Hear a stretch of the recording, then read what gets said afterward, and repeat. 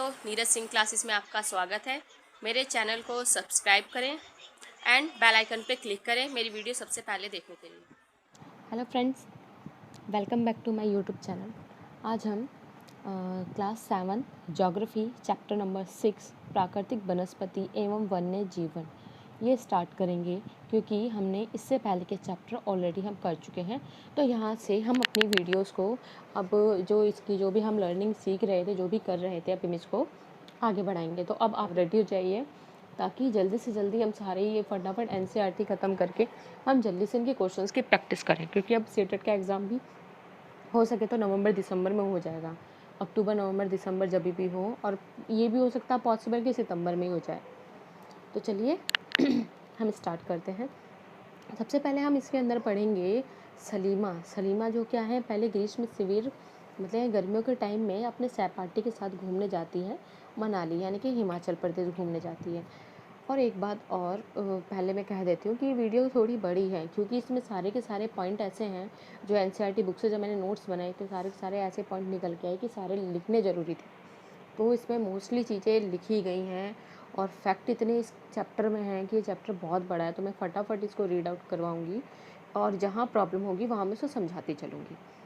तो इसलिए आप इसे फटाफट नोट करते चलिए। और इसे हाँ, अगर आपको पीडीएफ चाहिए तो मुझे कमेंट सेक्शन में कमेंट कर देना, मैं इसका पीडीएफ आपको प्रोवाइड कर दूँगी। तो आइए पहले हम देखते हैं कि इसने अवलोकन यानी कि इसने ऑब्जर्व किया, जब ये घूमने के लिए गई हिमाचल प्रदेश पे, तब इसने ऑब्जर्व किया कि स्थल की ऊंचाई एवं वनस्पति की विशेषता एक दूसरे से संबंधित है कहीं, क्योंकि कहीं ना कहीं एक दूसरे रिलेटेड है। स्थल की ऊंचाई वनस्पति से संबंधित कैसे, ये वाला कॉन्सेप्ट क्लियर होना बहुत ज़रूरी है। और जैसे हाइट बढ़ने पे जलवायु में परिवर्तन आता है, ये 2 पॉइंट बहुत ज़रूरी है, क्योंकि अब क्या है, थोड़े बहुत क्वेश्चन 5 से 10 क्वेश्चन जो सीटेट में आ रहे हैं ज्योग्राफी के, वो कॉन्सेप्ट बेस्ड आ रहे हैं।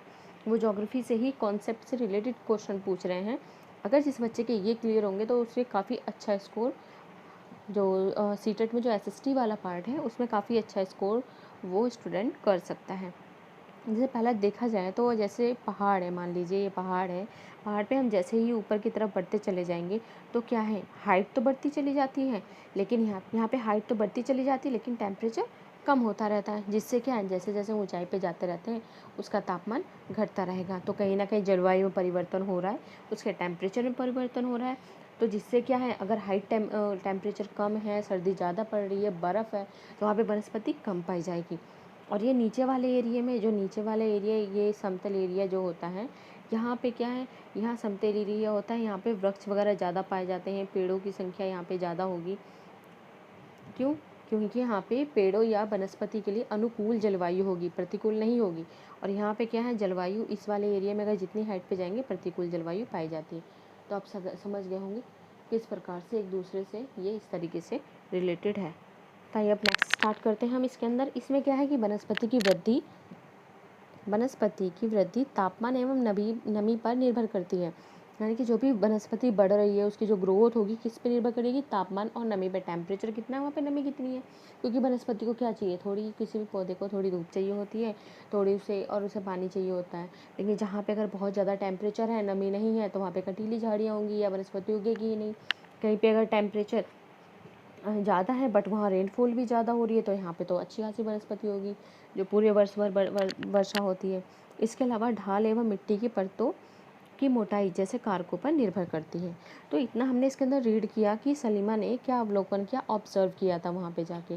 तो आइए हम फटाफट नेक्स्ट स्टार्ट करते हैं। इसके अंदर देखो, इसमें वनस्पति की 3 श्रेणियाँ दी गई हैं, वन, घास स्थल, कांटेदार झाड़ियाँ। वन में क्या क्या आ जाएगा, हाँ देखिए, वन वहीं पाए जाएंगे जहाँ पे टेम्परेचर और रेनफॉल ज़्यादा होगा।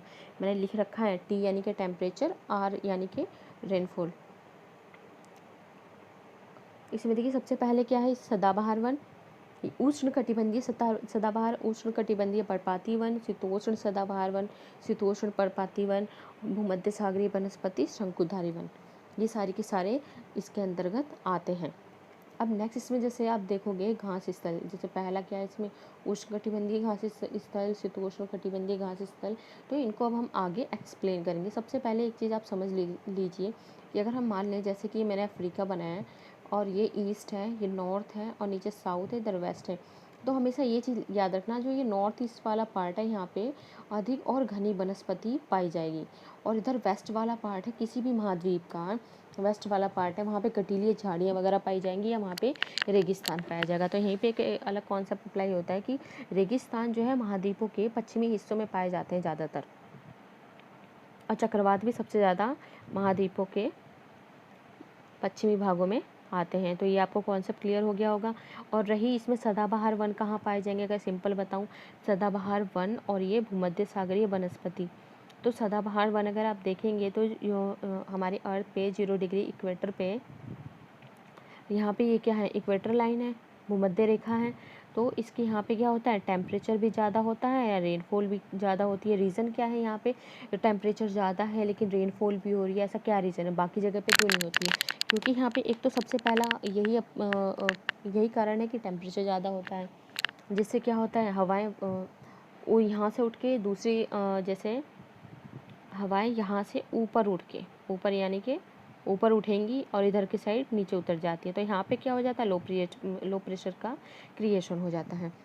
देन दूसरा रीज़न है कि यहाँ पे सारा का सारा क्या है, वाटर है, और यहाँ से हवाएं जब अगेन वापस यहाँ लौट के आएंगी, high pressure to low pressure हवा जो चलती है, high pressure to then low pressure जब लौट के आएंगी तो नमी धारण करके आएंगी, और क्या करेंगी, इस वाले हिस्से पे, बीच वाले हिस्से पे बारिश करेंगे। तो यहाँ पे काफ़ी सारे रीज़न हैं यहाँ पे बारिश वगैरह होने के। तो अगर भूमध्य सागरीय वनस्पति और सदाबहार वन कहाँ पाए जाएंगे, तो सबसे ज़्यादा बारिश होती है वहाँ, सबसे ज़्यादा वर्षा कहाँ पे होती है, इक्वेटर लाइन पे, भूमध्य रेखा पे सबसे ज़्यादा वर्षा होती है। तो आइए अब हम नेक्स्ट आगे चलते हैं। तो सबसे पहले हम उसको एक्सप्लेन करने से पहले सबसे पहले हम बुक बॉक्स देखते हैं। सबसे मोस्ट इम्पॉर्टेंट चीज़ है ये बुक बॉक्स, क्योंकि इसमें क्या है, यहाँ से डायरेक्ट क्वेश्चन पूछे गए हैं। ये अगर आप इसे आपको सीधे सीधे चीज़ें रट लेनी है, अपने दिमाग में बिठा लेनी है। यहाँ पे जैसे पृथ्वी के फेफड़े किसे कहा गया है, तो ब्राज़ील के उष्णकटिबंधीय सदाबहार वन को कहा गया है। और अगर सिंपल बोला जाएगा पृथ्वी के फेफड़े ये कहाँ पाए जाते हैं, तो ये ब्राज़ील में पाए जाते हैं। और दूसरी चीज़ है एनाकोंडा, क्या है, विश्व का सबसे बड़ा सांप है, ये उष्णकटिबंधीय वर्षावन में पाया जाता है। नेक्स्ट है विश्व का फलोद्यान, जिसको कहा जाता है, ये कहाँ पे पाया जाएगा, पहली बात तो विश्व का फलोद्यान भूमध्य सागरीय प्रदेशों में पाया जाएगा। नेक्स्ट उसके बाद क्या है कि भूमध्य सागर प्रदेशों को फलों की कृषि के कारण विश्व का फलोद्यान कहा जाता है। तो ये लाइन ऐसे लाइन टू लाइन आप इसको याद कर लें। मतलब इस तरीके से क्वेश्चन पूछे गए थे, विश्व के फेफड़े और विश्व का फलोद्यान, सॉरी पृथ्वी के फेफड़े और विश्व का फलोद्यान ही क्वेश्चन पूछे जा चुके हैं। नेक्स्ट इसके अंदर देखिए, भूमध्य सागरीय वृक्ष शुष्क ग्रीष्म ऋतु में स्वयं को ढाल लेते हैं, उनकी मोटी छाल एवं पत्तियां वाष्पोत्सर्जन को रोकती हैं। अब ये क्या करते हैं, भूमध्य सागर के जो वृक्ष हैं ये क्या है, अपने मतलब जिस सिचुएशन के अकॉर्डिंग ये अपने आप को चेंज करते रहते हैं। अगर नेक्स्ट देखा जाए तो रूसी भाषा में टैगा का अर्थ क्या है, शुद्ध या अनछुआ। तो ये सीधे सीधे टर्म देके पूछ सकता है कि टैगा का अर्थ क्या है। तो जिसने एनसीईआरटी पढ़ रखी है, लाइन टू लाइन पढ़ रखी है, बिल्कुल वही इस चीज़ का आंसर दे सकता है। क्योंकि आप कोई सी भी बुक लूसन उठा के पढ़ लीजिए, कोई सी बुक उठा के पढ़ लीजिए, लेकिन जो क्वेश्चन सीटेट में बनाया जाता है यहीं से बनाए जाते हैं डायरेक्ट, और सबसे ज़्यादा बुक बॉक्स से तो सबसे ज़्यादा पूछा जाता है। तो हमने 5 पॉइंट कर लिए। छठा पॉइंट हमारा यहाँ पे है, छठा पॉइंट हमारा है घास स्थल। घास स्थल में देखिए पहले क्या है, इसमें 2 प्रकार की होती है, पहली है उष्णकटिबंधीय, दूसरी है शीतोष्ण कटिबंधीय घास स्थल। तो उष्ण में क्या है, इसमें है तुम्हारा पूर्वी अफ्रीका, ब्राज़ील, वेनेजुएला। पूर्वी अफ्रीका, ब्राज़ील और वेनेजुएला। पूर्वी अफ्रीका में क्या है, सवाना।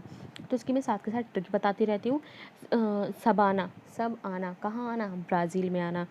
कंपोज यानी कि ब्राज़ील ठंडी जगह है कहीं ना कहीं, ब्राज़ील कैसी जगह है, ठंडी जगह है। तो सब लोग यहाँ पे क्या कर जाते हैं, यानी कि काँपने लगते हैं, काँपने लगते हैं, ठीक है। नेक्स्ट इसमें है वेनेजुएला। वेनेजुएला को या ऐसे याद कर सकते हैं, इसका ला लास्ट वाला और लानोस, इसके थ्रू हम इसे याद करते हैं। नेक्स्ट है अर्जेंटीना। इसको हम किस तरीके से याद करेंगे, अर्जेंट में पंप चला दिया, अर्जेंट में पंप चला दिया। इसको पैम्पास लिखा, लेकिन इसको पंपास भी बोला जाता है। एनसीईआरटी में पैम्पास लिखा हुआ था, तो इसलिए मैंने इसमें पैम्पास लिखा है इसको। और उत्तरी अमेरिका, उत्तरी अमेरिका में कौन से घास के मैदान पाए जाते हैं, प्रेयरी। प्रेयरी को आप याद रख लीजिए कि उत्तरी अमेरिका में लोग आपस में बहुत प्यार करते हैं, ये वाला एरिया। नॉर्थ अमेरिका में लोग नेक्स्ट इसके बाद क्या है, दक्षिण अमेरिका। दक्षिण अमेरिका की हम बात करें, ये नीचे वाला पार्ट, तो इसमें क्या है, वेल्डिंग होती है। ये ध्यान रखना, वेल्डिंग कहाँ पे होगी, दक्षिण अमेरिका में होगी। ये नीचे के साइड होगी, यहाँ बिल्कुल नीचे के साइड दक्षिण अमेरिका है। मध्य एशिया, मध्य एशिया में स्टेपी। अगर मैंने जिस तरीके से ये थोड़ा बहुत ऐसे ही लिखने के बाद ये थोड़ा बहुत ड्रॉ कर दिया है, देखा जाए तो ये रहा मध्य एशिया। अगर हम नीचे से ऊपर चढ़ के जाएंगे तो कैसे जाएंगे, स्टेप बाय स्टेप जाएंगे ना, एक तो दूसरी सीढ़ी, फिर तीसरी सीढ़ी, चौथी सीढ़ी, तो स्टेप बाय स्टेप चढ़ के जाएंगे, इसलिए स्टेपी। मध्य एशिया में कैसे पहुँचेंगे, स्टेपी, स्टेपी यानी कि स्टेप बाय स्टेप। ऑस्ट्रेलिया का क्या है, डॉन। डॉन या इसको डाउन्स भी बोला जाता है। नेक्स्ट जैसे क्या है, ऑस्ट्रेलिया सबसे, अब अगर देखा जाए तो सबसे नीचे एक डाउन, नीचे की साइड पड़ा हुआ, अगर वर्ल्ड के मैप पे देखा जाएगा सबसे नीचे की साइड है, इसलिए डाउन्स का है ऑस्ट्रेलिया में। तो ये मैंने आपको ट्रिक के साथ सारी की सारी चीज़ें बता दी हैं, तो एक बार आप इसे ज़रूर याद कर लेना। एक बार हम इसका रिवीजन कर लेते हैं। जैसे सब आना, कहाँ पे आना, अफ्रीका, पूर्वी अफ्रीका में आना। नेक्स्ट हम देखेंगे कंपोज, कहाँ के लोग कांपने लगते हैं, सोचिए, अपने माइंड में सोचिए, रिकॉल करने से ही ज़्यादातर चीज़ें याद रह पाती हैं। कंपोज कहाँ है, ब्राज़ील में। वेनेजुएला, वेनेजुएला में कौन से घास का मैदान पाया जाता है, वेनेजुएला, ला पीछे ला है यानी कि लानोस। अर्जेंट में जैसे पंपास घास के मैदान कहाँ पाए जाएंगे, हमने अर्जेंट में पंप चलाया था, अर्जेंट यानी कि अर्जेंटीना। प्रेयरी, कहाँ के लोग ज़्यादा प्यार करते हैं, अमेरिका के लोग ज़्यादा प्यार करते हैं, उत्तरी अमेरिका। दक्षिण अमेरिका में क्या पाया जाता है, वेल्डिंग। अगर हमें वेल्डिंग करानी होगी तो हमें कहाँ जाना होगा, दक्षिण अमेरिका जाना होगा। मध्य एशिया, मध्य एशिया में कौन से घास के मैदान पाए जाएंगे, मध्य एशिया पे जाना है हमें तो भाई स्टेप बाय स्टेप जाना पड़ेगा। और जो डाउन्स है यानी कि डाउन, वो कहाँ है, ऑस्ट्रेलिया। ये तो बिल्कुल सिंपल है। तो चलिए आइए फटाफट हम नेक्स्ट करते हैं, जल्दी से वीडियो फिनिश करते हैं। उष्णकटिबंधीय सदाबहार वन, इसको अलग नाम से भी जाना जाता है, वर्षा वन के भी नाम से जाना जाता है। कहाँ पाए जाते हैं, भूमध्य रेखा एवं उष्णकटिबंधीय क्षेत्र पाए जाते हैं। जैसे मैंने ये पूरा का पूरा बताया है, ये क्या है, इक्वेटर लाइन है, यहाँ पे टेम्परेचर भी ज़्यादा होता है, लो प्रेशर होता है, रेनफॉल ज़्यादा होती है। और उष्णकटिबंधीय क्षेत्र क्या होता है, तो ये पूरा 23.5 डिग्री ये, और 23.5 डिग्री नीचे ये साउथ, और ये नॉर्थ, तो इसके बीच वाला एरिया ये क्या कहलाता है, उष्णकटिबंधीय क्षेत्र कहलाता है। तो ये भूमध्य रेखा और उष्णकटिबंधीय पूरा क्षेत्र, यहाँ पे कौन से वन पाए जाते हैं, सदाबहार। इसके एग्जाम्पल क्या है, रोजवुड, आबूनस, महोगनी। सीधे सीधे एग्जाम में देके पूछता है कि सदाबहार वन का एक एग्जाम्पल बताइए, तो उसमें आपको ऑप्शन देगा। जैसे अगर हमें ट्राई करके देखें तो पहले सागवान, नीम, और थर्ड ऑप्शन है साल, फोर्थ है रोजवुड। तो इसका आंसर क्या हो जाएगा, रोजवुड हो जाएगा, क्योंकि इसके 3 एग्जाम्पल। तो इस तरीके से क्वेश्चन इसमें पूछे जाते हैं। नेक्स्ट है उष्णकटिबंधीय पर्णपाती वन कहाँ पाए जाते हैं। तो पर्णपाती वन देखिए कहाँ पाए जाएंगे। सबसे पहले इसे क्या बोला जाता है, पर्णपाती वन को मानसूनी वन भी बोला जाता है। क्या बोला जाता है, मानसूनी वन भी बोला जाता है। इसका क्षेत्र क्या है, भारत है, उत्तरी ऑस्ट्रेलिया है, और मध्य अमेरिका। मध्य अमेरिका का काफ़ी ज़्यादा पार्ट इसके अंतर्गत आता है, यानी कि मध्य अमेरिका में पर्णपाती वन ज़्यादा पाए जाते हैं। उसका उदाहरण क्या है, साल, सागवान, नीम तथा शीशम।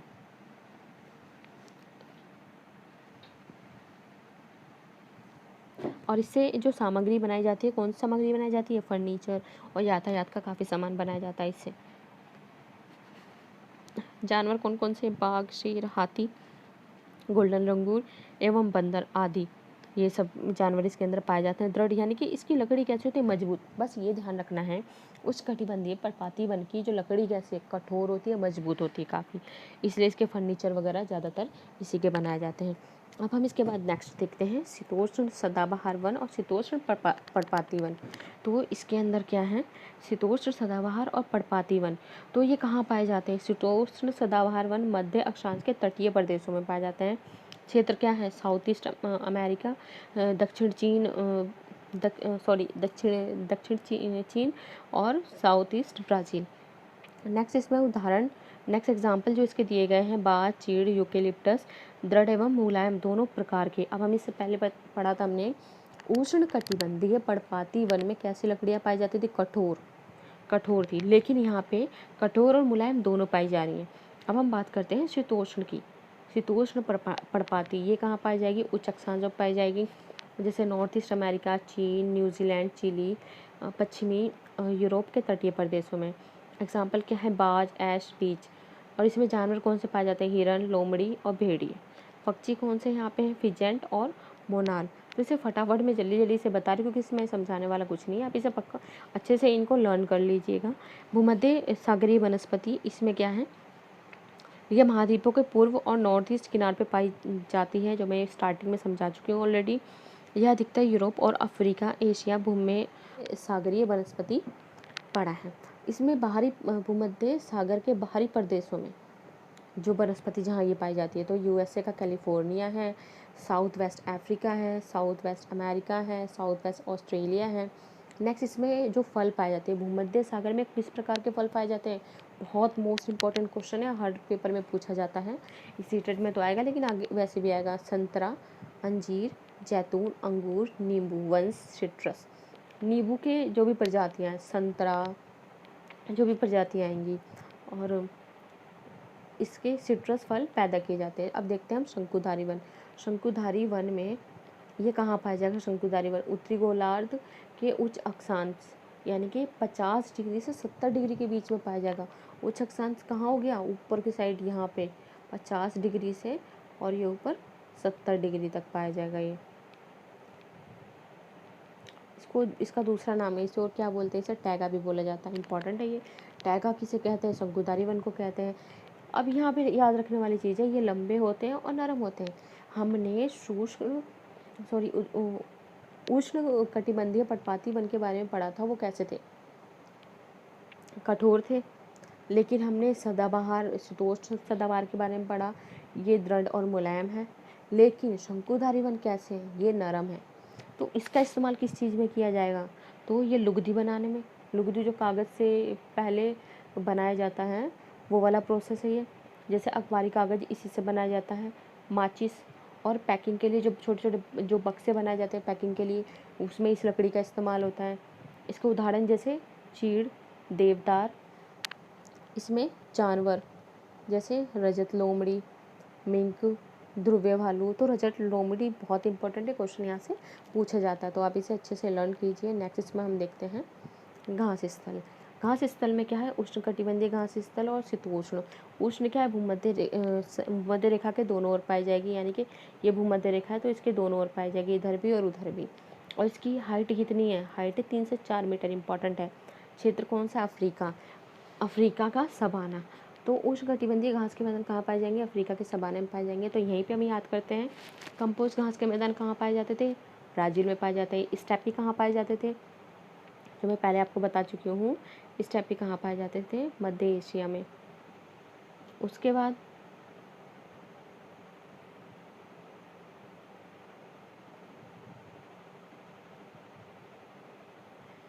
इसके बाद जो है हमारा कंपोज हो गया, स्टेपी हो गया।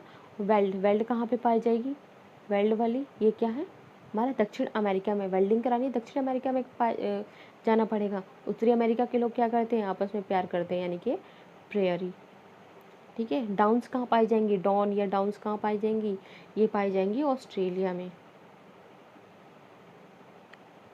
इसी प्रकार बाकी आप सब ऐसे करके रिवाइज करें तो आपको बहुत अच्छे से ये सारी के सारे ग्रास लैंड यानी कि घास के मैदान अच्छे से याद हो जाएंगे। तो आइए अब हम देखते हैं इसमें कौन कौन से जानवर पाए जाते हैं इस घास के मैदान में। जैब्रा, जिराफ, हिरन, तेंदुआ, ये सब पाया जाता है। क्या पाया जाएगा? जैब्रा, जिराफ, हिरन, तेंदुआ, ये सब पाया जाएगा। शीतोष्ण घास के मैदान, इसमें क्या है? मध्य अक्षांशीय क्षेत्रों और महाद्वीपों के भीतरी भागों में पाए जाते हैं। छोटी एवं पौष्टिक घासें यहाँ पाई जाती हैं।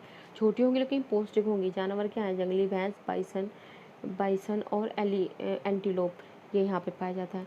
अगर हम बात करें कटीली झाड़ियों की, यहाँ हम देखते हैं इसको, यहाँ कंप्लीट है। जैसे इसमें क्या है? शुष्क रेगिस्तान और उष्ण कटिबंधीय रेगिस्तान महाद्वीपों के किनारे पाए जाते हैं। नेक्स्ट इसमें अंदर मैंने 2 ही पॉइंट डाले हैं क्योंकि ये एनसीईआरटी बुक में दिया हुआ था कि भारत के सबसे बड़े मरुस्थल का क्या नाम है, तो मैंने यहाँ पे ऑलरेडी लिख दिया है, थार मरुस्थल है। नेक्स्ट क्वेश्चन पूछा हुआ था रेगिस्तान या मरुस्थल में कौन कौन से जानवर पाए जाते हैं, तो मैंने यहाँ पे ऑलरेडी मेंशन कर दिया है, ऊँट, छिपकली, सांप, बिच्छू। इसके बाद नेक्स्ट है ध्रुवीय प्रदेश। ध्रुवीय प्रदेश में क्या है? काई, लाइकेन, छोटी झाड़ियाँ ये पाई जाती हैं। ये अल्पकालीन ग्रीष्म ऋतु के दौरान विकसित होते हैं। इसे टुंड्रा प्रकार की वनस्पति भी कहा जाता है। यह अल्पकाल में जब भी गर्मियों का मौसम आता है तब उसके दौरान ये विकसित हो जाती हैं। जानवर, यहाँ पे जानवरों पर मोटा फर और मोटी चमड़ी, यानी कि जानवरों के शरीर पे मोटा फर होता है और मोटी चमड़ी होती है, जिससे क्या है उनको सर्दी इतनी ज़्यादा नहीं लगती है। यहाँ पे रहने वाले जो जानवर हैं उनके उदाहरण क्या है? सील, वालरस, कस्तूरी वैल इम्पॉर्टेंट है ये, ध्रुवीय उल्लू, ध्रुवीय भालू और बर्फीली लोमड़ी। तो दोस्तों आज की वीडियो में हमने ये सब कुछ पढ़ा है, जैसे प्राकृतिक वनस्पति एवं वन्य जीवन, ये पूरा का पूरा हमने कंप्लीट किया। नेक्स्ट इसके अंदर हमने इसकी 3 श्रेणियां कंप्लीट करी है, ये पूरी की पूरी। इसके अंदर क्या है, पूरा एक चार्ट आपके दिमाग में होना चाहिए। इसके बाद सबसे इम्पॉर्टेंट जो इसमें जो सबसे इम्पॉर्टेंट चीज़ है वो यही है, बुक बॉक्स। इसके 4 पॉइंट यहाँ हैं और 5, 6, 2 पॉइंट यहाँ पे, और घास के मैदान ज़रूर अच्छे से याद कर लीजिएगा, क्योंकि ये आने वाले टाइम में भी बहुत इंपॉर्टेंट, मतलब कहीं ना कहीं काम आएंगे।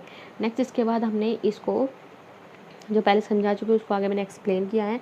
मैंने एनसीईआरटी से एक एक लाइन उठा के इसमें नोट कर रखी है, और आपको कोई ज़रूरत नहीं होगी एनसीईआरटी दोबारा उठा के देखने की, अगर आप इसे पूरा अच्छे से कंप्लीट करते हैं, क्योंकि एक एक पॉइंट वही कराऊंगी मैं जहाँ से क्वेश्चन पूछे जाते हैं, और जो कॉन्सेप्ट वाली चीज़ है वो भी साथ के साथ बताती चलूँगी मैं।